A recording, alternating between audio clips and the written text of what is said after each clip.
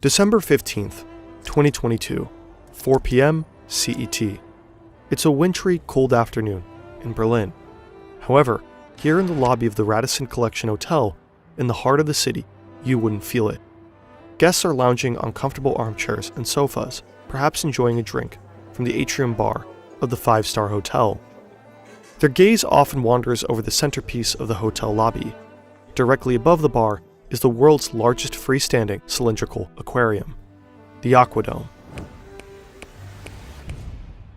It is breathtaking. Standing at 16.5 meters high, it holds 1 million liters of salt water.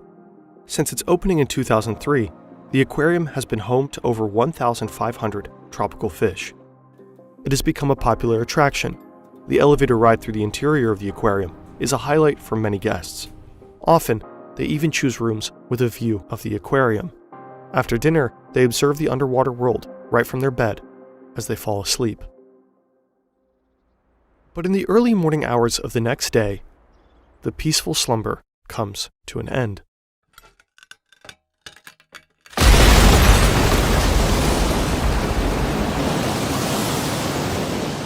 "1 million liters of water rush through the hotel lobby like a tsunami.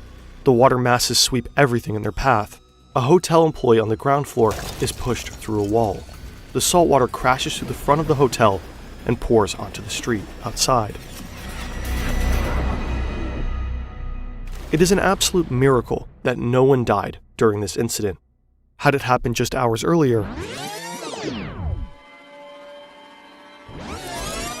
how could this have happened?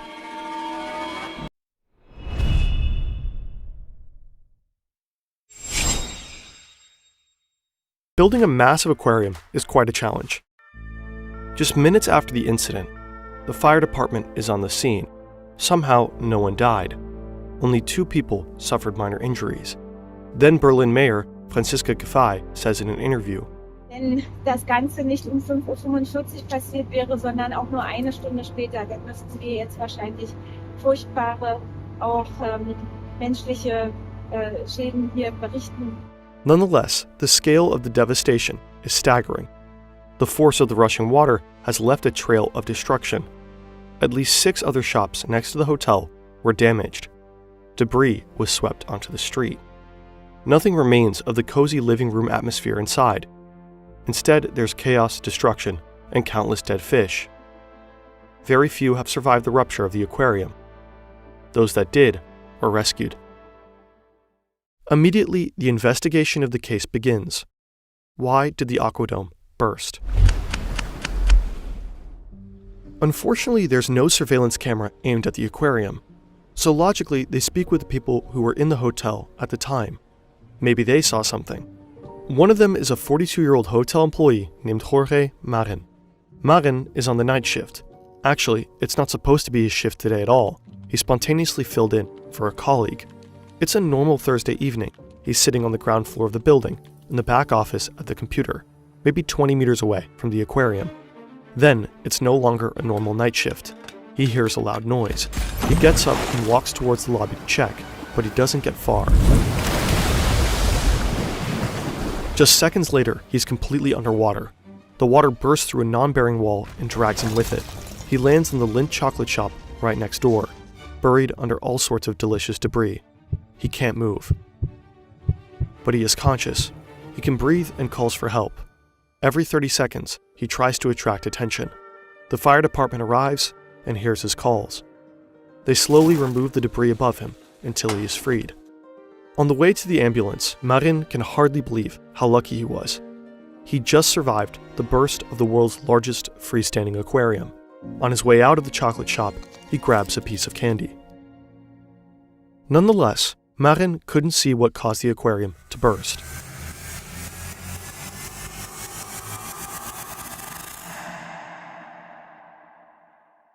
So there are no surveillance recordings, no witnesses. Speculations arise. The Aquadome is a cylinder made of acrylic glass. Despite its name, acrylic glass is not a glass in a traditional sense. It's a type of plastic.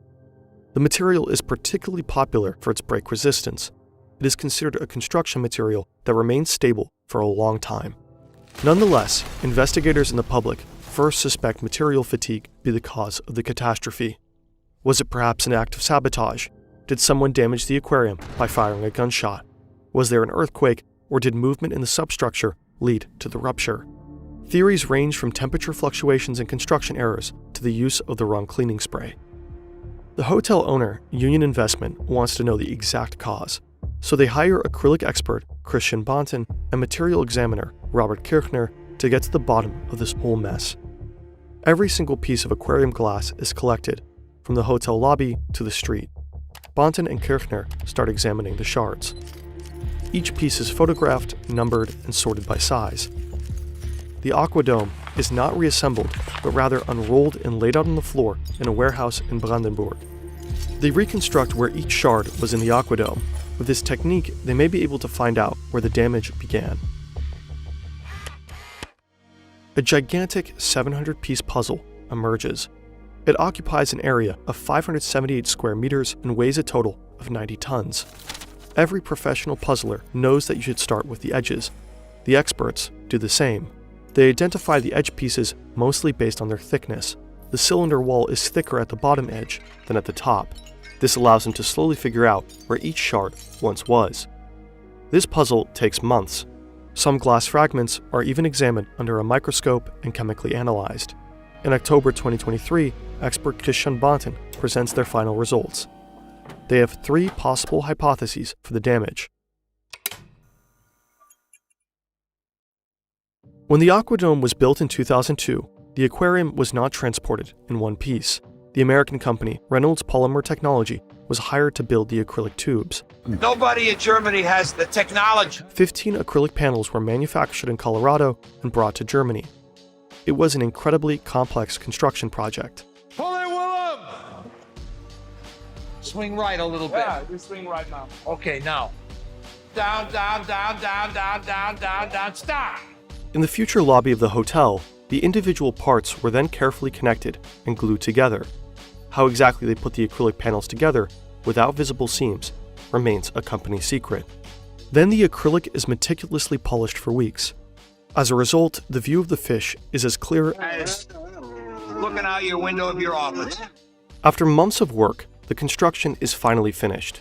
1 million liters of salt water are filled into the aquarium, and only a short time later, the first inhabitants are allowed to move in.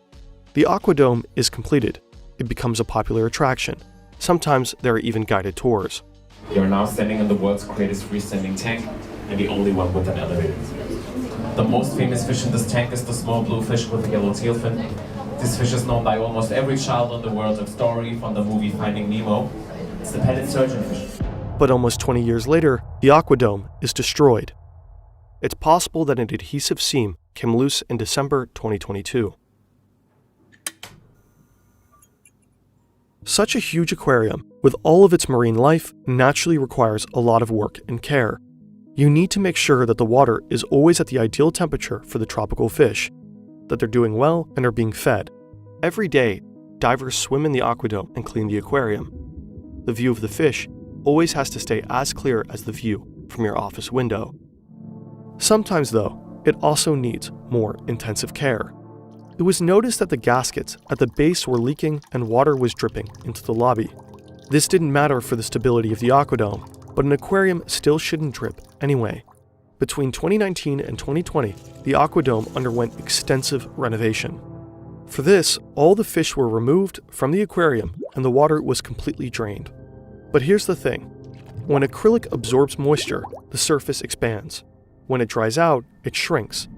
This can cause small cracks to form on the surface. It could be that the aquarium wasn't refilled with water soon enough.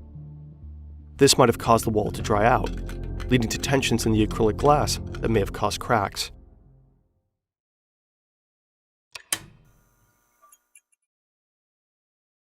The experts also came across photos of the renovation process. On these, they saw that the renovators were using a hammer and chisel. It's possible that they unintentionally caused a small notch on the gasket during their work. Over time, this could have caused a crack. For months, the experts worked tirelessly on this enormous puzzle. Yet, in the end, it remains incomplete. Ultimately, they can't pinpoint the origin of the crack. All three hypotheses are possible. Maybe a combination of them played a role. Unfortunately, and quite unsatisfyingly, there isn't a definitive answer. But the Aquadome burst led to other important discussions. Numerous dead tropical fish, 2 injured people who survived a traumatic event, damage in the tens of millions.